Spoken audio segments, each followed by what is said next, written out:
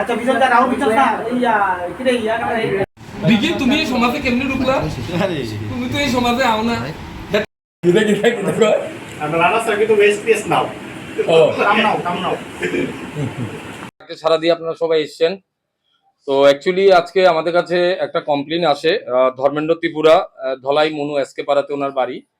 উনি ওনার বড় বোনকে নিয়ে ডেলিভারি পেশেন্ট আইজিএম এসেছিল 28 তারিখে ট্রিটমেন্টের জন্য, ডেলিভারির জন্য।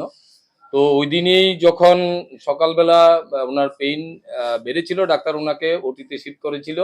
ওই সময় লেবার রুমে যাওয়ার সময় হসপিটালে ক্যাজুয়াল ওয়ার্কার একজন ওমেন সহকারে ওনাকে হসপিটালে যখন লেবার রুমে নিয়ে যাচ্ছিল, ডাক্তার বলেছিল ওনার যা যা শরীরে ছিল অর্নামেন্টসগুলো খুলে রাখার জন্য।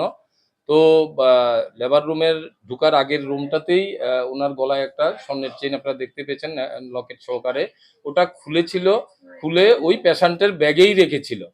তো রেখে যখন পেশেন্টটাকে লেবার রুমে ঢুকিয়ে দিল, মহিলাটা সাথে সাথে, যে ক্যাজুয়াল লেবার যে মহিলাটা, সাথে সাথে লেবার রুম থেকে বেরিয়ে এসে ব্যাগ থেকে চেইনটা নিয়ে বেরিয়ে যায় ওখান থেকে।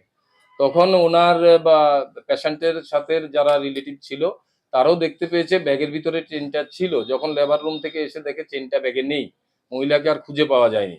তো তারা ট্রিটমেন্টের কাজে ব্যস্ত ছিল।